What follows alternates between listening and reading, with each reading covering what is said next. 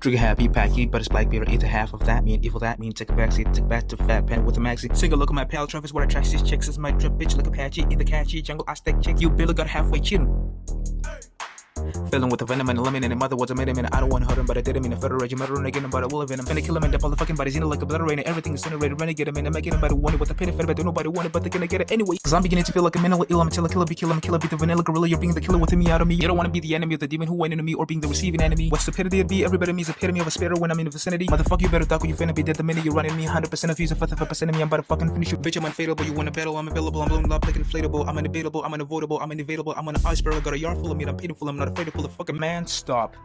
Reality is a scam. That's why we're diving into some of the most unusual and downright bizarre animal behaviors that'll make you rethink what you know about the animal kingdom. From animals that communicate in ways you've never imagined to behaviors that defy the laws of nature. But let's start with one of the most adorable yet perplexing creatures on the planet. Yes, I present to you the Dragon Warrior. The homie seen as a Keanu Reeves of the bears, sleepy ass, playful and friendly. Friendly, lazy bum. Well, I don't blame ourselves. After all giant pandas spend their day doing full time is eat, and eat, and eat. They'll spend from 10 to 16 hours having a snack. No wonder they shit 40 times a day. And that snack, for the most part, bamboo. This is the part where you realize their bite strength is no child's play. That bite strength is estimated to be around the lion and tiger range, between 1300 and 1500 Newton, and sometimes even surpass that at 1816 Newton. Look at how effortlessly they make light work of bamboo. Pandas aren't actually as clumsy as we are induced to believe, except for the fact that they're terrible in bed. Yeah, and I'm talking throwing a tennis ball to the ground and still miss kind of terrible. In captivity, giant pandas have become so clumsy at attacks and hardly zookeepers started normalizing showing them movies of pandas mating to see if it rings a bell, and conveniently they came up with a term for that. And I'm not kidding, it's called panda corn. They'll sometimes mistake an ear for a coochie. Zookeepers have even been forced to intervene physically to give them a little hand and put them in a proper missionary position. They are in fact so bad at this, their species is considered to be endangered because they're having a hard time reproducing. And males have a tiny, Now that is out of the way, they do have a pretty good amount of energy. You'd be surprised. They can climb up a tree faster than you can collect when your favorite channel uploads, and they can swim nearly twice as fast as the fastest swimmer. Remember when I said they shit 40 times a day?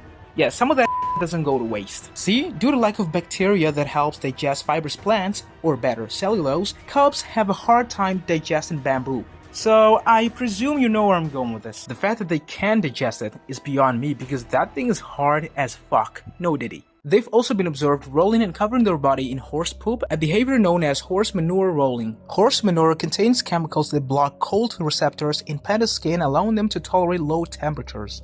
According to research, that is. This is how they deal with the cold because unlike other bears, they don't hibernate. Well, except for polar bears because they don't hibernate in the traditional sense of the word. But that's a topic for another day. You will probably be mind blown upon finding out about giant pandas' acrobatic skills. In order to mark their ascent, they climb a tree backwards with their hind feet until they're in a full handstand position upside down, enabling them to lead their ascents higher up. Pandas don't build meaningful, lasting relationships with one another, or even with humans. The only moment you'll see them spend time with other pandas is when they're babies or as an adult mother and during the mating season, and only build a temporary and highly conditional relationships with humans, that is, a sustenance-based relationship, or food-based, if you will. Pandas display the worst parental trait. They frequently give birth to twins, but only one is raised and the other abandoned, or straight up murdered, which is thought to be a survival strategy as their clumsiness doesn't give them the luxury to be able to afford the high cost of child support. 3 cases of attacks on tourists in 2 Beijing zoos were documented where the tourists had parts of their legs pretty badly mauled by pandas. They were so badly wounded they had to perform a free latissimus dorsi muscle flap surgery for skin and muscle replacement. But as bad parents and ruthless beasts as pandas are, I don't think they hold a candle to sparrows. Sparrows are some of the fewest animals that engage in a monogamous relationship.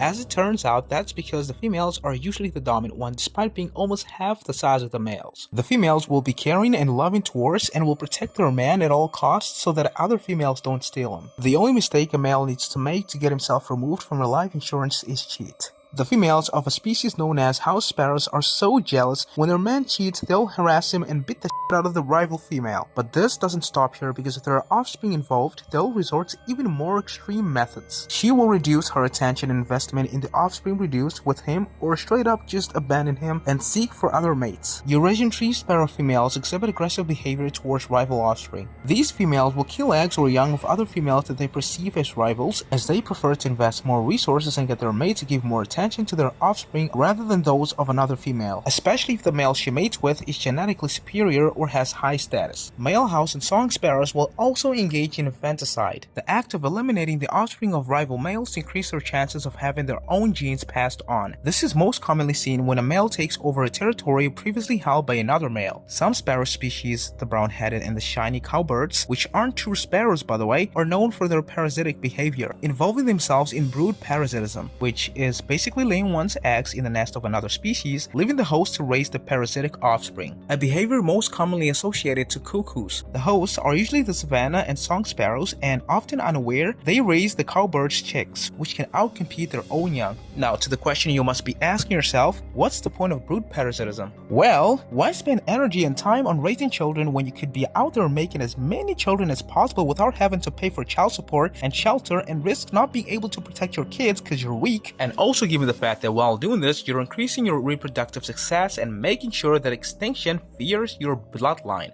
Hey, I'm not trying to give people ideas, I do not condone this behavior. What could have a tougher life than sparrows, haha, you ask? I guess the Cannibalism undersea, otherwise known as the Malaysian exploding ant, a species of ant found in Malaysia and Brunei belonging to the genus Cannibalism. The workers are born destined to be the sacrificial lambs of their colony, to willingly giving their lives for their family. This is probably what terrorists got their inspiration from, they just do it for the wrong cause. When a combat against enemies takes a turn for the worse, the worker ant violently contracts its abdominal muscles and self-destructs through a process called autophagy. Pretty much the same way terrorists strap bombs to themselves to blow up planes mid-flight. Just like Will Smith will blow up your entire cheek if you don't subscribe.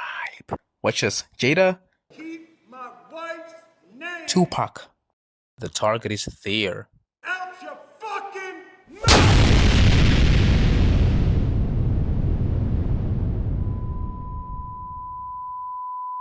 mouth! What?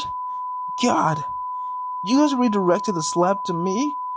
Tá bom, vocês merecem meu respeito.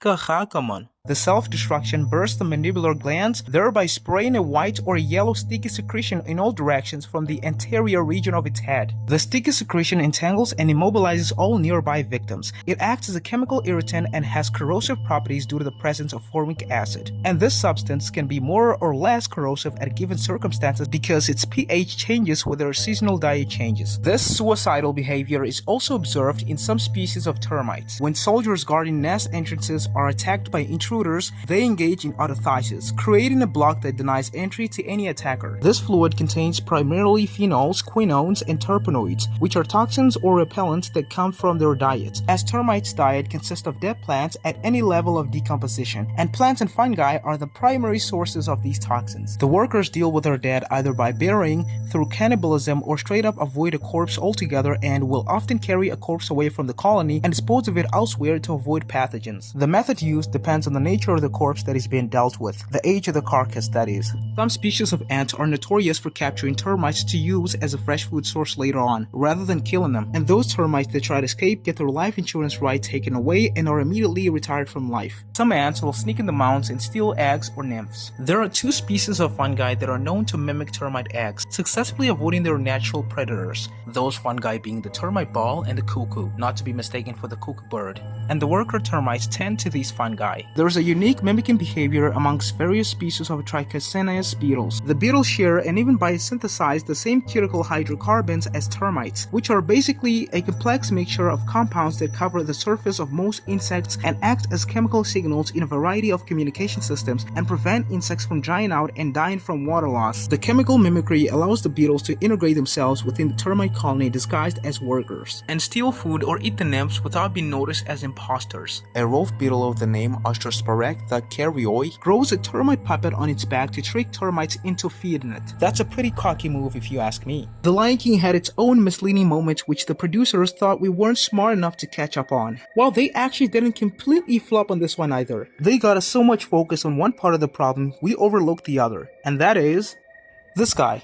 This will change the way you feel about him. What you're looking at is what was officially described as the most murderous mammal you'll ever come across in your lifetime. 19% of meerkats die by conspecific violence, which is the highest recorded percentage among mammals. For perspective, humans only kill about 2% of their own kind. Matter of fact, there are many mammals that make human homicide rate look like a child's play. Yeah, I was surprised too when I learned about this for the first time. The females are the more violent, deadly, and dominant ones, and they are often the bigger ones. 1 in 5 meerkats are dispatched by other meerkats, usually among mothers, sisters, and aunts. Dominant females often kill the litters of the subordinate ones. The subordinate individuals face difficulties in breeding successfully and live under oppression, being forced to leave to other packs where they can finally find worthy mates and settle during the breeding season. But the twist here is these subordinate meerkats will have the balls to even murder the pups of dominant members to increase the chances of their own offspring going from a dream to reality. Dispersal is far less common in females because remaining within a pack can eventually win them dominance over other members of the pack,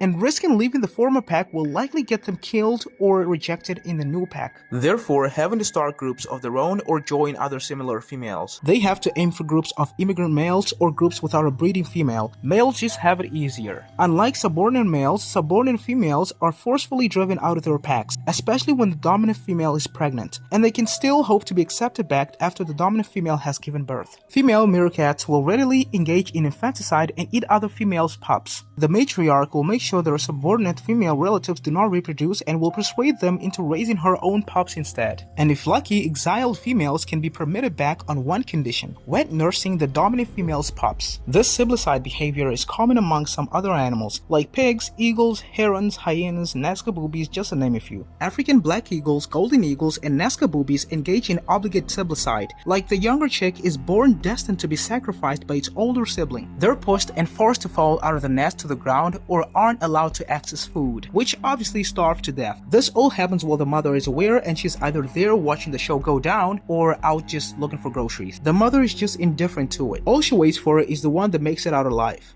Survival of the fittest, I guess. Apes have occasionally been seen kill the infants of their own and not belong to them for unclear reasons most of the times, although some believe it may be associated to resource competition, mate selection, and social hierarchy, but the most likely cause would be environmental stress such as overcrowding, habitat loss, and predation, a behavior frequently seen in chimpanzees, bonobos, Sumatran orangutans, capuchin monkeys, baboons, and gorillas. This behavior doesn't stop at killing, but a few of these apes are known to cannibalize the corpse of the deceased, and chimps are the finest examples of that.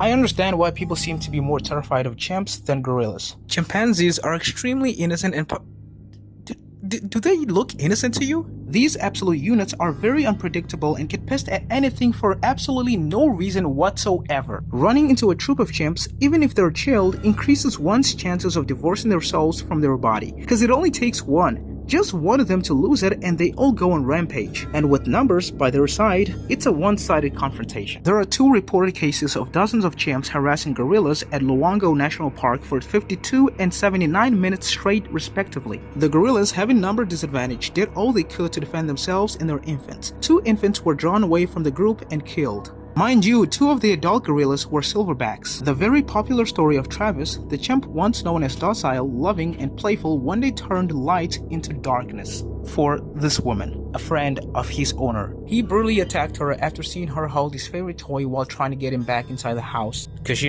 was wandering in the streets. Travis got pissed and ripped off the woman's nose, lips, 9 fingers, and eyes. Travis was put out of commission that day, and the victim, named Charlotte Nash, narrowly survived, and that's her today. I can't imagine the horror she must have been through. Another report of capuchin monkeys harassing and separating an infant from her mother and dropping it to the ground from the treetops. The relatives gathered around and started devouring the corpse, except for the mother. Infanticide and cannibalism has also been observed in some species of bears, like polar bears, black bears, and brown bears, one of the animals you'd least expect to see this behavior in, except for polar bears, for a good reason. But before I tell you the reason, there are 3 things you should know about. First is facultative carnivore, which is an animal that primarily eats meat and does best on it, but can also survive on plant-based diet but don't thrive on it. The second is obligate carnivore, which is an animal that solely thrives on meat and cannot tolerate plant-based diet. And then there are finally omnivores, which many people mistake bears for. These are animals that equally live on both diets, like a few apes, and you humans are the perfect examples for this. Every bear that lives in the woods or around trees and plants in abundance is a facultative carnivore. Again, with the exception of black and sloth bears. Polar bears, well, where they live, they're forced to be obligate carnivores, and so when the chance to feast on their own kind comes, they won't hesitate. More than half of the total reported occurrences of cannibalism amongst bears were in polar bears.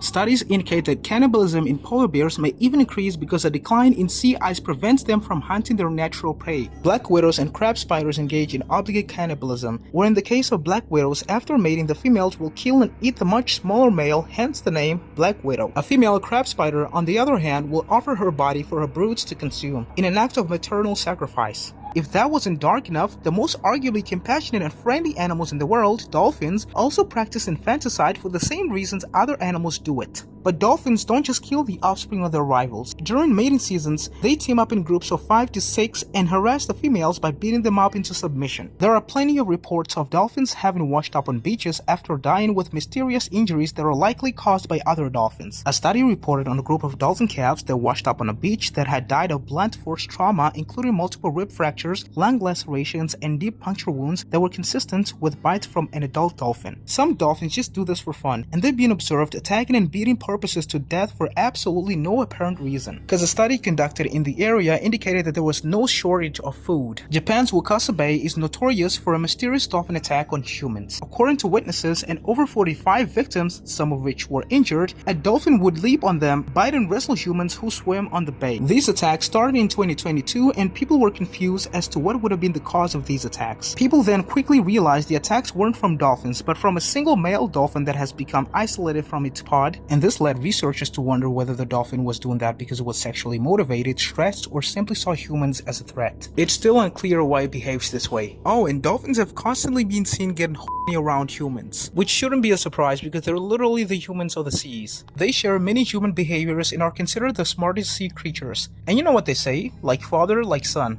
I know that made no sense. I mean, they behave like humans in many ways, like taking care of elders, using names to identify each other though in the form of different pitch sounds. Pitch sounds. Sound pitches. They mourn over the dead, which reminds me of man's favorite pet, bias. And what better way to end the video than by giving an honorable mention to man's best friend? Again, bias. Dogs are very loving and loyal animals that barely ever have cases of crashing out. These loyal partners get so strongly connected to their companions, if they're taken away or their companion dies, they can mourn and become emotionally distressed, leading them to stop eating, withdraw from social interactions, stop engaging in activities they enjoy, and engage in self-harm behaviors. So spend as much time as possible and build moments with your house companion while you still can, because I know they most likely want to harass you like a dolphin, rip your face off like a chimp, blow up like an exploding ant, or deceive you like a panda. Take things easy and have a nice one. Whoa, wait a minute. No Diddy today? This doesn't feel right. Hold up, just a sec. 911, what's your emergency? I'd like to order Diddy for a quick closing, please. Yeah, he's been missing for the past 17 minutes and we can't find him. The entire planet is under lockdown. If you see him, sir... Sir? Sir? Are you there? This is Unit 4. We need backup. Copy that. We're on it. Oh, and Happy New Year's, guys.